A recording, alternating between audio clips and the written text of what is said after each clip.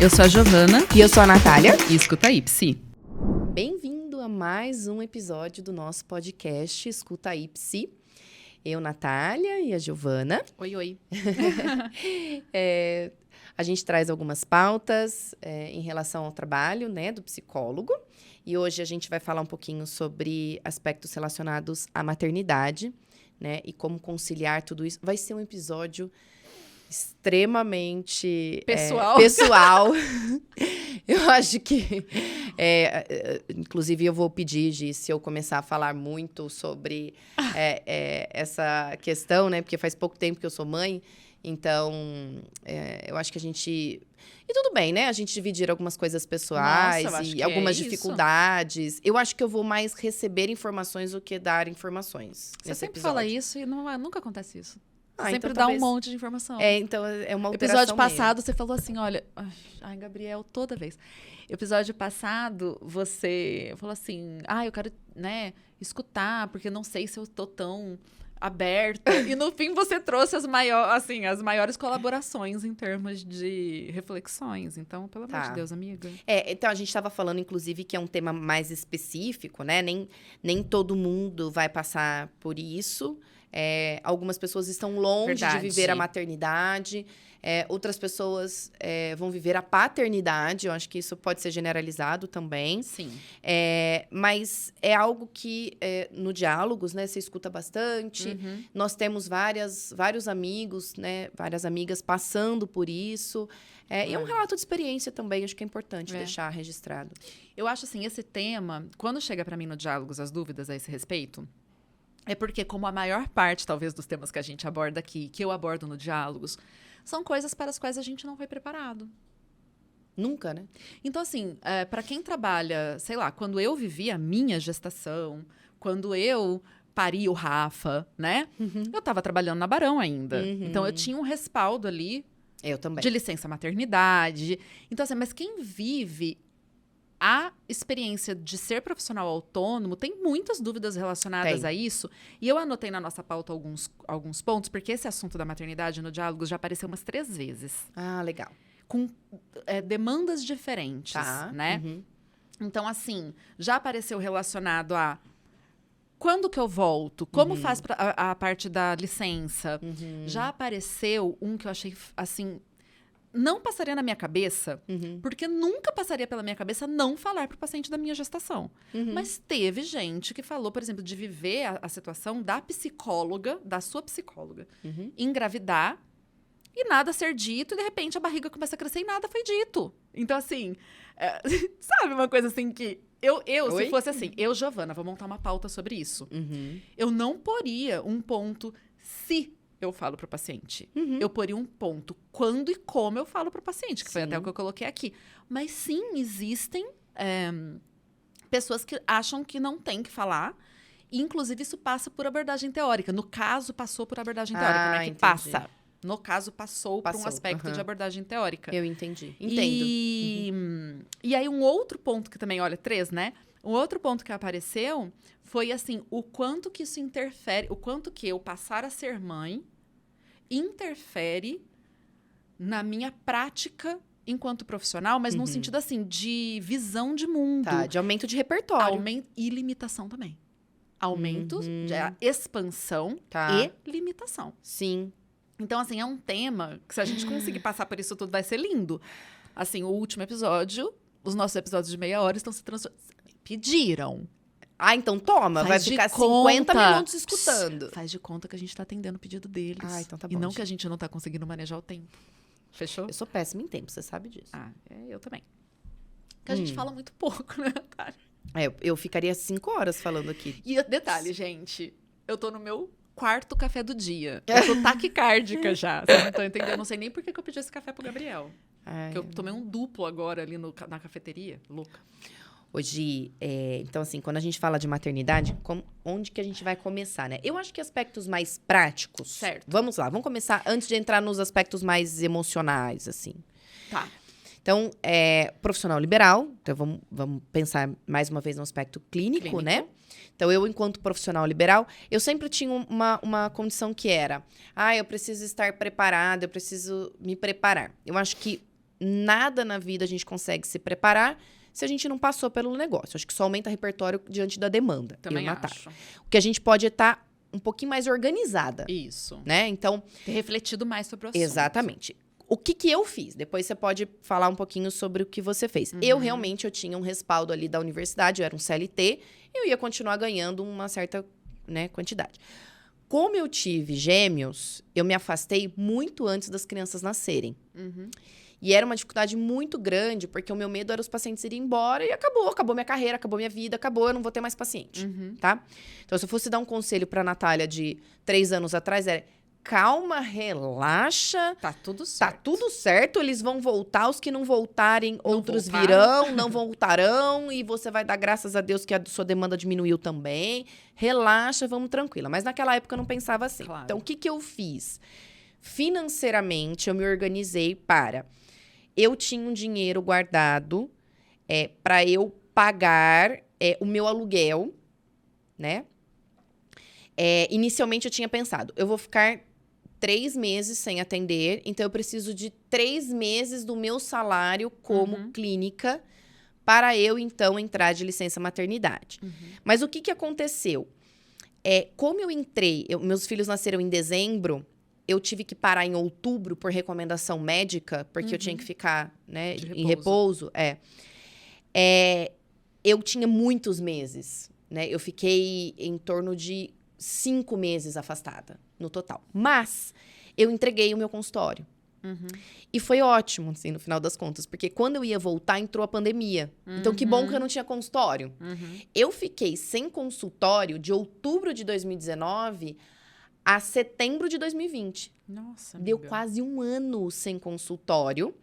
E aí, o que foi muito interessante, que quando eu comecei a voltar, que aí eu tinha 2 ou 3 pacientes, uma amiga minha emprestou, aliás, maravilhosa, Marília, me emprestou o consultório. Eu atendi e eu pagava alguns horários. Na verdade, foi uma briga que ela não queria me cobrar. Enfim, foi aquela loucura.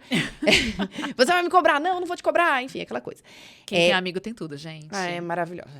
Essa pessoa, eu falo que... E o consultório dela era na esquina da minha casa. Na esquina. Eu andava. Era ótimo, que eu saía um pouco. Era terapêutico eu sair de casa para atender. E aí, eu pensei... Eu me organizei financeiramente para eu passar um tempo sem atender. Mas não foi suficiente. Eu devia ter me programado melhor, porque eu também não sabia quanto tempo eu ia ficar fora, assim. Eu não sabia que eu ia ter que me afastar em outubro, por exemplo, entende? Mas eu acho que essa programação financeira, ela é importante. Sim. E aí, eu anotei um ponto aqui que já entra de sola no que você está falando, porque você está falando de gestação planejada. E nós temos também circunstâncias de gestação não planejada. Mas a gente tem 9 meses, né, Gi? Pra se organizar. Sim. Ou não, né? Mas de repente você entra... verdade. Não sei, né? Não, mas realmente. Pode acontecer de tudo. Tá falando Mas de enfim, saúde. Exato. Mas assim, de qualquer forma, eu acho que tem um ponto burocrático nisso tudo, que nem você e eu, nós duas temos essa condição, a minha foi parecida com a sua, né? Que é a condição de estar empregada, de sermos seletistas. Isso. E termos o respaldo financeiro, né? Um respaldo financeiro da licença maternidade. Isso. Mas isso não se aplica ao consultório, porque a gente geralmente não fica, isso é um ponto de muita dúvida das pessoas, não tem uma hora certa de voltar, gente, acho que isso é uma experiência extremamente pessoal. Da maternidade e da paternidade também. Mas assim, geralmente a pessoa não fica 4 meses longe do consultório, geralmente a pessoa se programa para ficar um pouquinho menos. E programação que pode passar por 1000 intercorrências. Mas vamos pensar em quem é autônomo. Aí quem é autônomo, gente, por isso que a gente fala da importância de pagar o INSS. Isso é o respaldo que você vai ter de licença maternidade. Então, só para enquadrar uma dúvida. Tá tudo Quem bem. tá só escutando, gente, eu bato no microfone porque eu falo com as mãos. Isso, assim, é uma dúvida das pessoas, né?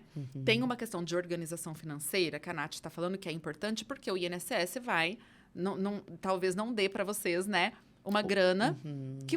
Talvez não vai dar uma grana correspondente ao que você ganha no consultório. Então, uma organização financeira mínima é importante. Mas temos quem está só na clínica, tem que pagar o INSS. Somos obrigados a pagar o INSS. Não, eu não quero pagar.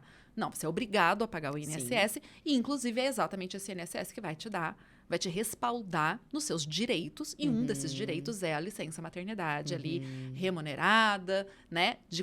Correspondente ali ao que você declara, né? O que você paga de INSS pelo tempo da licença maternidade, que são 4 meses, certo? Certo. Então tá. Dito isso, questões práticas. Questões é isso que a gente práticas, precisa. exatamente. Então eu vou precisar. Quem aí não sabe que tem que pagar INSS, quem é autônomo, já tá sabendo? Tem que pagar o INSS, vocês são obrigados. Tem dúvida de como fazer? Tem vídeo lá no meu canal explicando tudo sobre burocracias de quem tá abrindo um consultório. Vai lá e olha, busca no Google, na internet, vocês vão descobrir como fazer isso. A gente pode gravar um dia, né? Burocracias. Tem pauta. Inclusive, burocracias.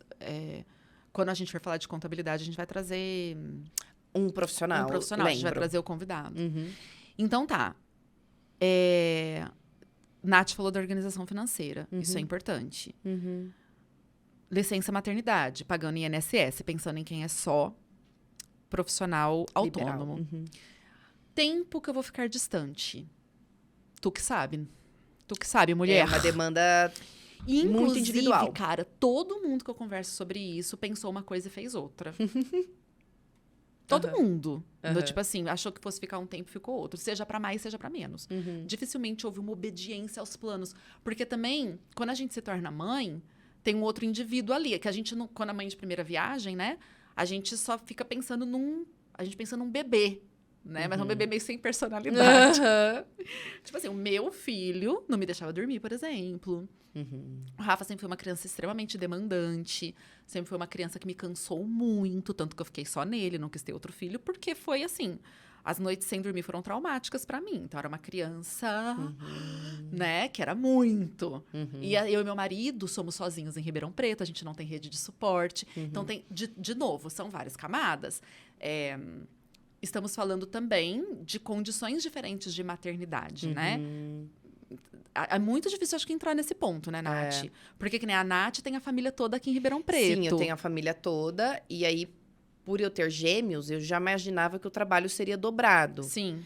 Então, a minha rede de apoio era, inclusive, assim, pessoas profissionais que eu pagava ali para me ajudar, né? Mas essa condição do tempo que a gente vai ficar fora e como que a gente vai fazer, eu acho que a gente tem uma previsão, mas tem um aspecto muito importante que era depois a parte sentimental, né? Isso. De se como afastar, eu vou me sentir ali, porque antes eu falava, não, 2 meses. É o que todo mundo fala, são os 2 meses. 2 é a meses. conta mágica. Quando né? começou a se aproximar dos 2 meses, eu pensava, meu Deus, como é que eu vou sair desse lugar? Eu juro pra você que a pandemia foi ótima pra mim. Porque aí entrou no online e eu tava em casa. Mas aí era o perrengue de atender em casa com o bebê chorando. Nem imagino. Eu não daria conta, Nath. Bebê chorando. Né? Porque a hora que o paciente tá falando isso aqui, o bebê faz...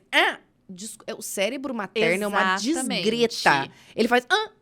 vai lá. A teta choro. jorra leite. Jorra leite. Exato. É isso. É verdade. O bebê chorava, eu sentia... o peito encheu. Eu falava, ai, minha Nossa Senhora. Aí eu olhava e falava, falta 20 minutos ainda.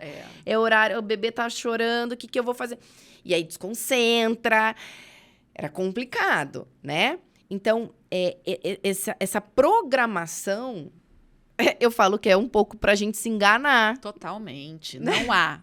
Não há programação. A gente tenta. Isso. Eu acho que tem pontos que a gente vai pôr aqui que são aspectos importantes de programar. Mas a questão é assim, né, gente? É o que a gente consegue pôr de controle em cima de uma situação que não tem todo esse nível de controle. Exatamente. Nenhum. Porque aí, né, enfim. Eu já não conseguiria isso que você fez. Do quê? De atender em casa com... Eu não tinha outra opção, né, Gi? Era a pandemia. Mas é que você entregou o consultório, né? Porque na pandemia muita gente foi pro consultório atender Isso. online dentro do consultório. Online dentro do que consultório. é o que eu sempre fiz. Eu nunca atendi na minha casa. Não? Assim, hoje tem um outro paciente que às vezes, às vezes, segunda de manhã eu atendo um paciente. Às vezes eu atendo ele da minha casa, porque o Rafa tá na escola. Mas assim, não gosto de atender na minha casa. Acho que a gente também podia fazer um episódio sobre atendimento online. Eu amo atender em casa. Eu detesto atender em casa. Eu fiz um local na minha casa, isolado de tudo. Tipo assim, é ridículo. Eu tô atendendo meu paciente em casa, e de repente cai a internet, eu vou ver o gato se enrolando, tá brincando com o fio O gato tava brincando com o fio. Acontece muita coisa na minha casa. Toca campainha. Eu não gosto. Eu não gosto. Mas, assim, para atendimento online, outra conversa. Isso. Mas é isso, não tem um total controle, né, Nath? Não. Tipo, tem muita coisa que sai. E a gente tava falando disso, o sentimento materno, né? Tem mulher que tem mais facilidade desse afastamento. Eu dei graças a Deus. Você não tá entendendo? Dificuldade para ir trabalhar era meu lazer. Eu lembro de eu dirigindo pro consultório, assim, borboleteando, Feliz, do tipo, também. muito feliz de não estar escutando o tempo todo o choro ou essa demanda do bebê recém-nascido que é muito complicada, né? Ela Mas eu tinha culpa. Eu sentia isso e me sentia culpada de tá sentir vendo como isso. é pessoal demais. É. Eu não tinha culpa nenhuma. Eu achava assim, tô indo trabalhar, meu marido se virava lá com ele. E aí tem um recorte social aqui também, que acho que é importante, né? Que nem você falando da rede de suporte profissional. Também não é todo profissional que vai ter condição disso, né? A gente tem diversos perfis de psicólogos clínicos. Tem aqueles que conseguem ter uma renda legal dentro do consultório. Tem aqueles que estão ou no início da carreira ou, né, ainda não conseguiram uma agenda ou cobrar de uma maneira que dá ali uma grana que... Uma certa estabilidade, Isso, né? que consegue também acessar, né, um profissional de auxílio. Então, uma babá, coisa desse tipo. Isso é muito privilégio. Isso é coisa que não é todo mundo que consegue acessar. Então, essa organização também é um ponto que eu pus aqui que afeta a nossa vida dentro do consultório a partir do momento que temos um filho. E mais, né? Você, eu... Somos pessoas que temos bons parceiros. E temos as mães solos, e temos mães que cujos pais são pouco participativos, e temos mães com filhos que têm doenças, né? Sim. Então, assim, esse contexto não vamos nem entrar, mas só para marcar que a gente entende que estamos colocando um filtro aqui. Exato. Né? Nós vamos falar de situações mais, digamos assim, entre uma chuva de aspas, situações mais típicas ou situações mais, né? Que a gente consegue exercer esses controles mínimos, mas a gente sabe que tem N um variáveis. espectro mesmo, assim. Não, falou de maternidade, falou em exceção, gente. E aí, a questão é que eu acho que quando a gente se torna alguma coisa, se torna mãe, se torna tia, se torna qualquer coisa que aumenta o nosso papel social, né, o nosso desempenho social, isso vai competir com o nosso trabalho, independente de você ser psicólogo ou não. Sim. Né? Então, a mulher que trabalha num banco. Sim. Quando ela se torna mãe, a demanda é outra. A mulher que trabalha dentro de casa e tem a sua faz, sei lá, artesanato. Muda. Então, acho que a primeira coisa é a gente pensar que a vida vai mudar. E aí não tem como não mudar você como psicóloga, no seu trabalho, né? E aí é você, talvez, entender o que mudou, assim. Eu acho que a questão da sua relação da maternidade com o seu trabalho perpassa uma mudança geral de vida, né? Então, depois que eu me tornei mãe, o que mudou na minha vida profissional? Você consegue descrever? Eu consigo muita coisa. Eu consigo muita coisa também. Por exemplo, eu tinha uma dificuldade maior em desmarcar atendimentos. Eu desmarcava quando eu tava morrendo. Tô morrendo, desmarco. Tá. Hoje, eu tenho que abrir algumas exceções, porque os meus filhos estão doentes. Eu preciso levá-los a uma atividade. Eu já cheguei a desmarcar a agenda porque eles tinham um aniversário à tarde. E eu quero estar no aniversário com as crianças. Né? E aí vai sendo uma escolha... Sim, Nath, que a gente vai fazendo, né? Que vai ser pessoal, vai mas ser pessoal, tipo, mas são escolhas, vai ter que ter. Escolhas, vai ter que ter, exatamente. Pode não ser para uma festa de aniversário, pode ser para outra, mas vai ter. Mas vai ter. E a criança ficou doente. Ou, isso eu tenho muita dificuldade. Eu não dormi a noite toda. E aí, no outro dia, eu tô péssima. Eu, Natália, não consigo desmarcar quando o limite é meu. Mas isso é uma demanda minha, tá, Gi? Que eu tô trabalhando em terapia. Tá. Não consigo. Tipo assim, Nath eu não dormi. se justificando, gente, como se eu fosse julgá-la, até parece. Não, eu me julgo mesmo. Tá tudo certo. Não precisa julgar, não. Eu já tenho uma autocrítica tão elevada que eu não preciso de mais gente me julgando, não. Precisa, né, amiga? Eu já faço isso primeiro, tá tudo certo. Mas, então, por exemplo, essas questões... Outras coisas que mudaram, né? Eu acho que eu sou mais empática e solidária aos pais. Antes, quando vinha uma demanda... É porque meu pai não sei o quê. Eu falava, pai... Tá aí, ó. Chicoteia. Ou achava umas coisas meio frescura também. por exemplo? Por exemplo, frescura da mãe. Da mãe. Frescura não, a palavra horrível, mas assim, uma coisa meio... Eu era menos empática mesmo, eu achava... Até na questão da educação dos filhos, às vezes, assim, eu era mais rígida com aspectos, por exemplo, comportamentais. Isso. Agora... Tem que ter rotina, mãe. Tem que ter rotina. Tem que consequenciar esse comportamento. Não. E eu acho que é pior quando a gente é psicólogo, porque a gente tem uma teoria que eu já vou lá na frente, vai virar 2 craqueiros, meu filho, assim, tipo assim. Eu olho, eu falo, eu não posso reforçar isso, não posso. Gente, Reforça. não. O meu marido fala assim, Gi, que espécie de psicólogo é você? Ele fala às vezes assim, que analista do comportamento, porque ele tem noção, né? Que analista do comportamento é essa? Ele fala, quanta inconsistência. Eu falo, sou inconsistente mesmo, assumo.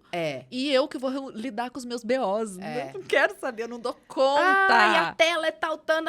Tela, gente, pelo amor de Deus. Então, assim... Viva as telas, amém. Então, eu acho que quando a gente se torna mãe, a demanda da maternidade muda. É verdade. Essa empatia, né? Até assim, quando eu lembro direitinho, eu tenho vontade de ligar para essa paciente e pedir desculpas para ela. Ela falava da culpa. E aí, assim, eu teórica, né? Culpa é a dissonância cognitiva, a incompatibilidade entre o pensar e o agir. Pronto, teoricamente, descrevi a culpa. Aí eu, tentava ali. Hoje, quando a mãe fala de culpa, eu falo, te entendo. Tá tudo certo. Tá tudo certo. Não precisa nem descrever. Já entendi. Tá tudo bem. Então, a nossa relação com algumas demandas mudam muito.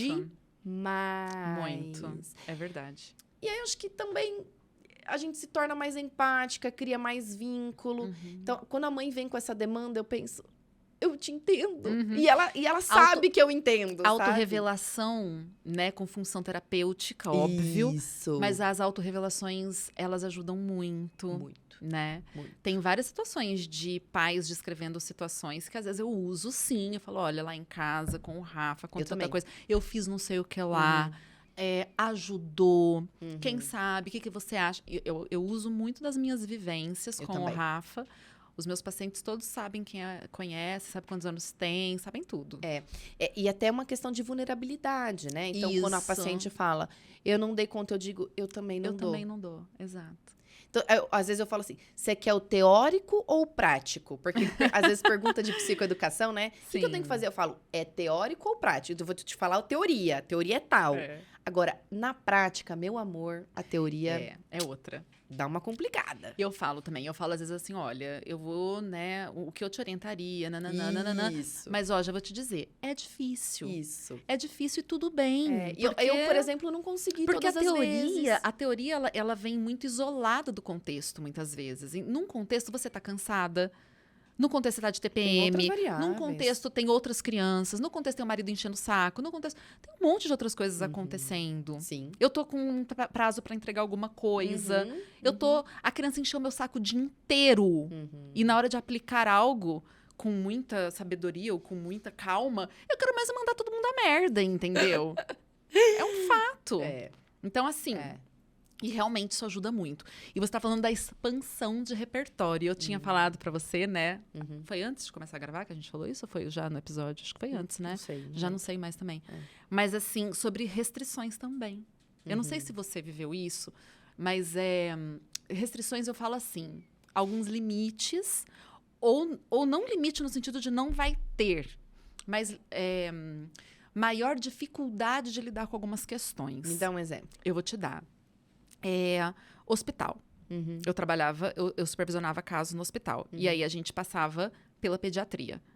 E aí teve uma situação de uma criança... Na verdade, essa situação em si nem foi na pediatria.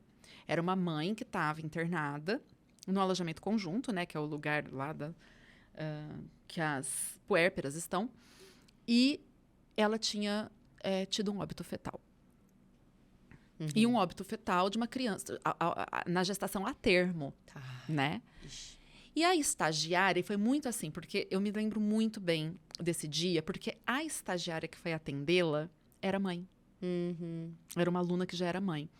E a hora que a estagiária chegou para me contar o caso e para pedir orientação, eu e ela começamos a chorar muito. Eu não dava conta de escutar aquilo. E eu me lembro que foi logo no retorno da minha licença maternidade. Logo no retorno. Nossa. Então, o Rafa tinha 4 meses. E sabe aquela coisa que quem é mãe, né, e tá escutando a gente vai entender? Que, assim, todo mundo é capaz de falar, ai, nossa, o maior pavor de uma mãe, de um pai é perder um filho. Todo mundo sabe que isso é uma dor excruciante. Mas quando a gente tá já no papel da maternidade, é muito inimaginável. A gente é muito empático a essa dor. Qualquer um sabe que uma mãe perdeu um filho. Dói é doloroso demais. Mas é que a gente começa esse processo de identificação, porque eu sabia o tamanho do amor que eu já tinha por aquela criança. Eu não sei mais viver. A criança tem um mês, você não imagina mais a sua vida sem ela. Um mês, não é muito menos do que isso. Mas eu quero dizer assim, não é uma coisa, não tem dor maior ou menor, porque estava no ventre ainda, porque é perda de filho. Sim. E aí isso me dominou, assim, num nível que eu não conseguia orientar o caso. Sim. Eu não conseguia orientar. Situações da pediatria lá também eram muito difíceis para mim. Eu tinha muita dificuldade de me aproximar dessas circunstâncias. No consultório, eu tinha uma paciente que era médica de UTI pediátrica. E ela me relatava alguns casos. Relatava porque era a demanda dela, gente. E era muito difícil para mim escutar aqueles casos, né, com um bebê pequeno. Isso falando de situações que aconteceram. Por exemplo, hoje, se eu souber que é a demanda de uma mãe enlutada, eu não vou pegar. Eu também não dou conta. Eu não dou conta. Isso, tem os limites. Você entende? Entendi o limite. Perfeito. Esse é o limite. Tipo assim, eu não consigo atender alguém que acabou de perder um filho. Eu não vou conseguir ajudar essa pessoa. Hoje eu não consigo. Eu também não. Porque talvez eu sou mãe recente, eu não tenho maturidade para isso, eu não tenho repertório para isso. Acho que tem pessoas bem mais qualificadas para isso. Você tá me falando isso, eu lembrei também, durante a minha licença, eu tinha uma paciente que quando ela voltou, né, quando eu voltei, e ela foi muito resistente para voltar. Não, assim, eu mandei mensagem e ela ficava checando, sabe, horário, não sei o que. Ela não era de fazer isso, sabe? Eu estranhei. E aí, quando ela veio para um primeiro atendimento, ela falou, tá sendo muito difícil eu estar aqui. E aí, ela não me contou, demorou um mês, Gi. Ela falou, Natália, eu não aguento mais, eu preciso te contar uma coisa.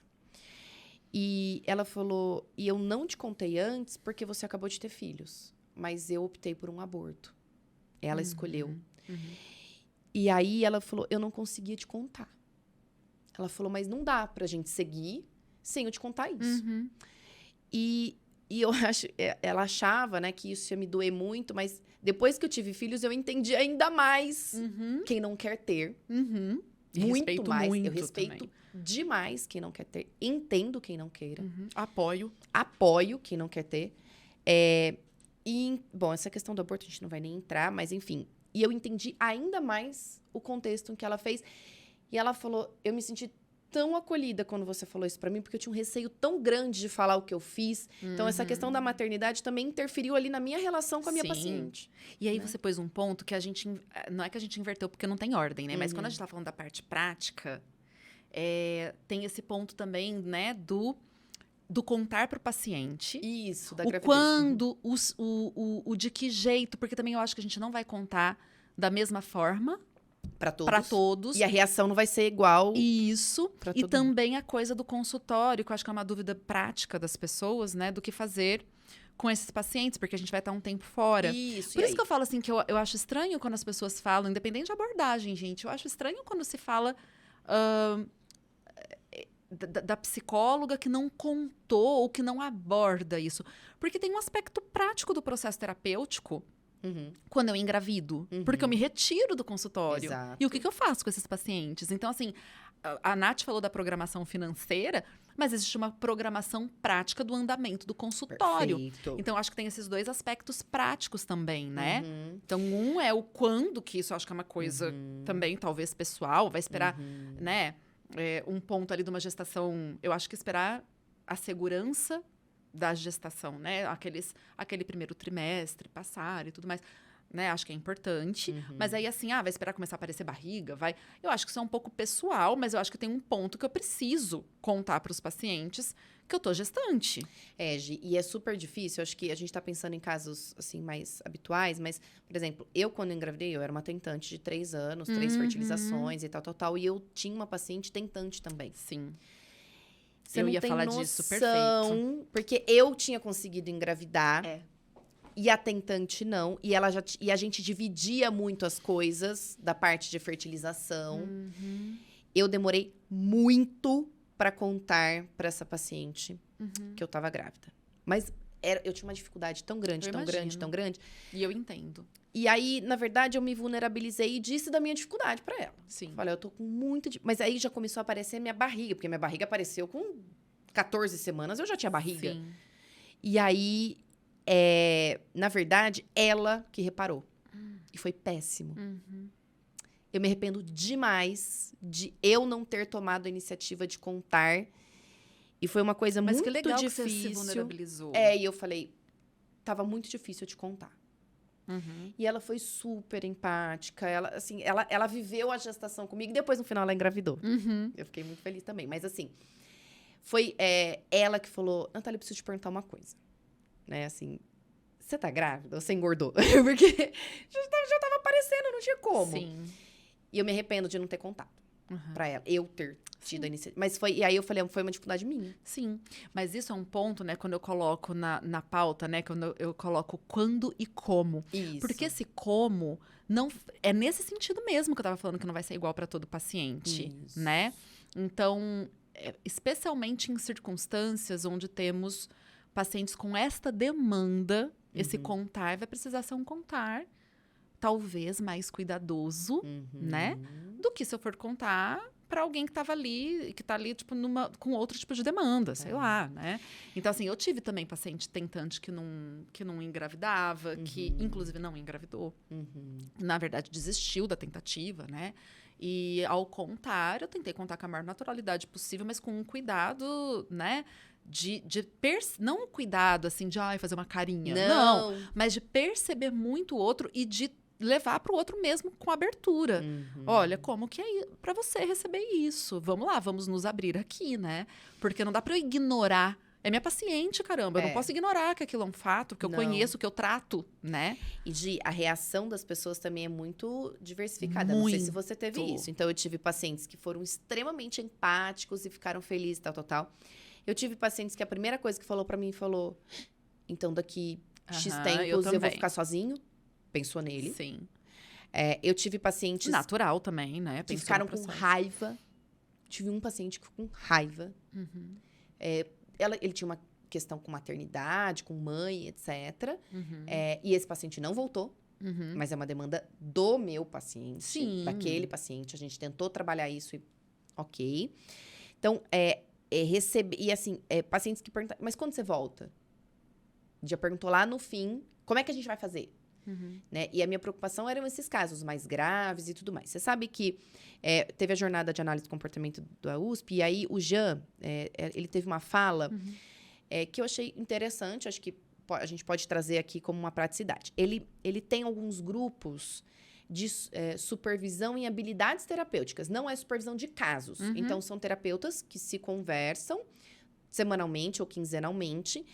E ele disse, às vezes, para atender uma demanda mais de urgência, cobrir férias ou licenças maternidades, um grupo de apoios em que a gente pode deixar um psicólogo que talvez conheça um pouco sobre o caso, né?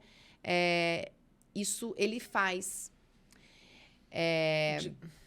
E aí, eu me lembro, quando eu me afastei, eu dava opção para os meus pacientes, se eles queriam encaminhamento, se eles queriam esperar. Isso é um aspecto prático importante. Isso. Tinha alguns casos que eu dizia, você precisa...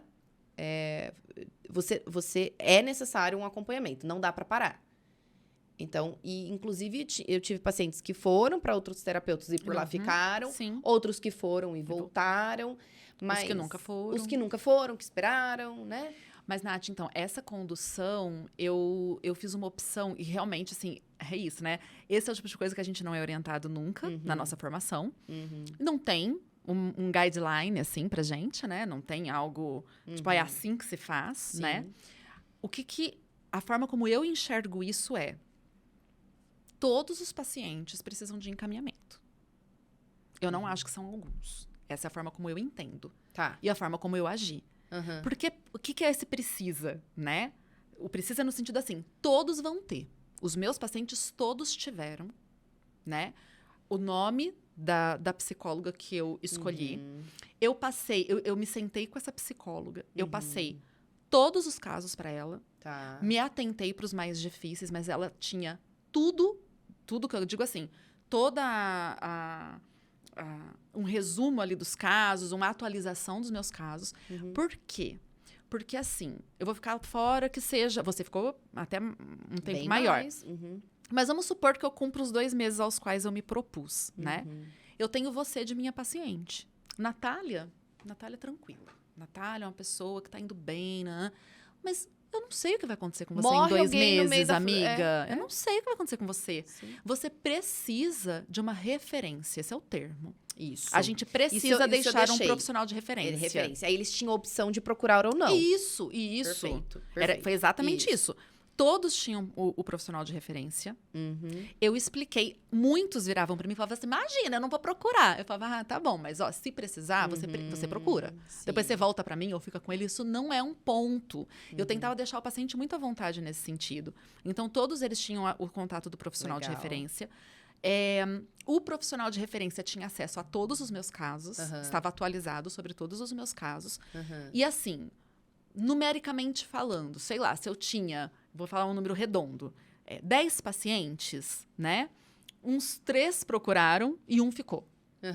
O meu também foi mais ou menos isso. A proporção foi mais ou menos essa. Por quê? Porque naquele momento da minha vida, por acaso, porque isso é um acaso, eu estava com pacientes com demandas relativamente tranquilas, demandas que de fato podiam esperar. Teve paciente que não foi pra lá e não voltou? Claro que teve. Tem paciente que fica 2 meses sem terapia, vai muito bem e tudo bem não voltar. Mas isso acontece quando você tira férias, não é nem mas o que eu sinto das perguntas... mas aí Mas você fala das férias também. O que eu sinto é muita angústia das pessoas vindo, assim, essa angústia que você falou no começo também. E se meu consultório vai acabar? E se ninguém voltar? Gente, tipo... Eu vou falar o quê sobre isso? Assim, pode ser que alguns não voltem mesmo e provavelmente haverá quem não voltará. Mas você precisa estar preparada, o paciente precisa estar amparado, referenciado. Sim. Não sei se aconteceu com você, Gi, mas eu percebi também que depois que eu me tornei mãe, a demanda de outros pacientes que me procuravam, porque eu também era mãe, aconteceu. Comigo, não.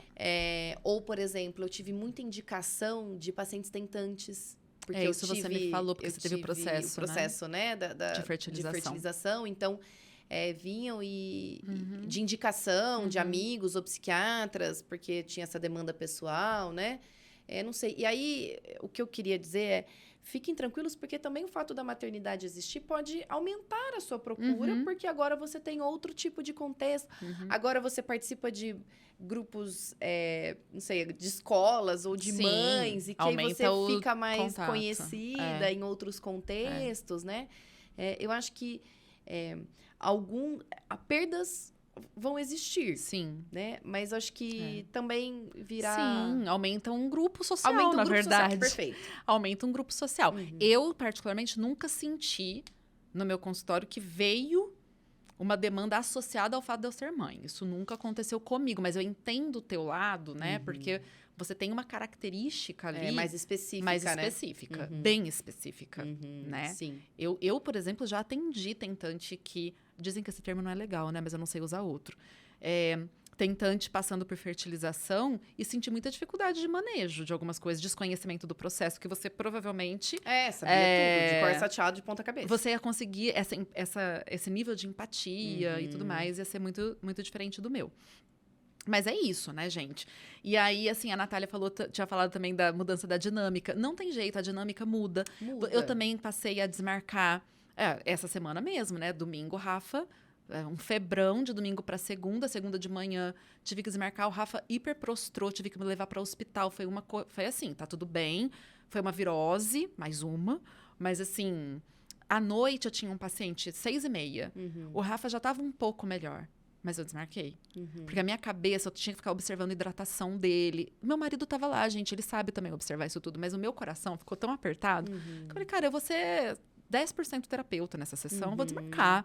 Aí Isso acontece, outras perdas financeiras, existem mudanças de dinâmica, eu acho mesmo, sabe? Sim. Dinâmica de horário de atendimento. Eu já contei aqui lá no comecinho, né, que as escolhas mudaram pra mim, eu acho que acabam mudando pra outras pessoas A também. quantidade de trabalho que você tem. Isso, mas por exemplo, eu que sempre falei que nunca largaria a docência, larguei a docência Eu por também. causa do meu filho. Eu também. Eu não aguentava mais chegar em casa e já ver o menino dormindo. Eu também. Aconteceu exatamente a Exato. mesma Então coisa. aí a gente o quê, né? Faz mudanças de escolhas mesmo. Eu atendo até um certo horário. Na verdade, assim, antes, quando ele era menorzinho, eu passei a não atender à noite. O meu consultório era assim, o último paciente era 4 horas. Porque às 5 horas, invariavelmente, eu saía do consultório. Ai, olha, você não tem um horário 6 horas. Eu passava para outra pessoa. Eu não atendia, porque eu falei, eu não quero. Meu último paciente hoje é às 17 horas. Então, Ponto final, não tem. aí hoje que o Rafa tá um pouco maior, o Rafa faz 7 anos agora em dezembro, né? O Rafa tá um pouquinho maior, eu tenho 2 dias da semana, mas um desses dias eu fico o dia inteiro com o Rafael e só vou atender um paciente 6h30. Então, assim, nem. Mas tem um dia da semana que é quinta-feira que de 15 em 15 dias eu fico até às 7 horas. Então, assim, um dia da semana eu não faço consultório à noite. Eu também não. É o horário que eu tô, depois das 5, é o horário que eu tô com meu filho, é o horário que a gente faz esporte junto, que a gente faz coisas juntos no condomínio e tudo mais. Então, são outras escolhas. São Isso. escolhas, até outras coisas que eu pego ou não pego profissionalmente pra fazer. Ou, por né? exemplo, hoje a demanda de um caso muito difícil, eu não pego. Que vai demandar, por exemplo, atendimentos extras e de contato. Hoje eu não posso fazer isso. Porque eu não estou disponível. Exato. Eu acho que é isso, essa palavra. Acho que muda um pouco da nossa... Um pouco não. Muda muito da nossa disponibilidade. Isso. Disponibilidade de fato, horário. Horário e tudo E mais. disponibilidade afetiva para algumas coisas. Sim. Então, isso muda, de Exato. fato. Enfim, são A quase gente 10... precisa terminar. Vamos terminar? Vamos. Acho que, assim, aqui na minha pauta... Na pauta que eu fiz aqui no café do lado no guardanapo. Guardanapo de papel. Eu falei, Ai, olha que adoro. comprometimento. Mas tá aqui, ó, tá tudo certo. A gente falou de tudo. Ai, que E bom. eu acho, assim, que tudo isso que a gente falou, focamos na mulher, mas é claro, o homem também tem a vivência cada vez mais participativa da paternidade. Mas, gente, desculpa, tá? Homens, é diferente. Não adianta a gente querer colocar no mesmo pacote, porque não Não. tá no mesmo pacote. A sociedade também Não tá. não dá o privilégio também do pai exercer a paternidade como ele gostaria e deveria. Mas, assim, de fato, acho que a vivência é distinta por uma questão até corporal, né? Física, Enfim, assim. tem amamentação, tem um monte de coisas aí tem. que, gente, não... Desculpem, homens, mas... Mas é diferente. Eu lembro que meu marido falava isso. Às vezes ele falava assim, nossa, eu faço de tudo, mas eu não tenho teta. Eu falava, a teta é minha. Né? Porque o Rafa mamava, né? Em livre demanda e tudo mais. E tem essas escolhas também que a gente vai fazendo na vida, né? Que influenciam também na profissão, nas outras escolhas. Mas, enfim. Esse buraco fica mais embaixo, eu E é acho. claro que o tema da maternidade não se encerra. E maternidade conciliar com o trabalho não se encerra aí. Eu acho que Sim. é uma pontinha. Uma né? pontinha. E tem uma coisa só pra fechar. Tudo que a gente falou aqui, a gente o tempo todo falou da gestação, mas tudo que a gente falou de maternidade se aplica à maternidade por adoção também, gente. sim, por claro. favor, tá? Pra Tá mim não tem hiper nem incluído, distinção. não tem nem... tá super incluído, porque também tem licença maternidade, também tem adaptação, tem... Tudo isso tá... É que aqui eu e a Nath acabamos nos colocando pessoalmente, né? E a gente é mãe, a gente gestou. Isso. Mas, né, as mães, pela via da adoção, também passam por todas essas mesmas questões, está tudo aplicado, não estamos aqui retirando da equação de forma alguma. Perfeito. Certo? Certo? Finalizando, então, o nosso 9º episódio. Agradecemos quem ficou até aqui com a gente. O nosso podcast é quinzenal. Eu ia falar uma coisa. Você sabia que eu estava escutando um outro, assim, podcast? E eu descobri que o que a gente está fazendo não é podcast. Não é o quê? Videocast. Tem um Videocast. novo termo para isso. Por quê? Porque a gente está nos 2 canais.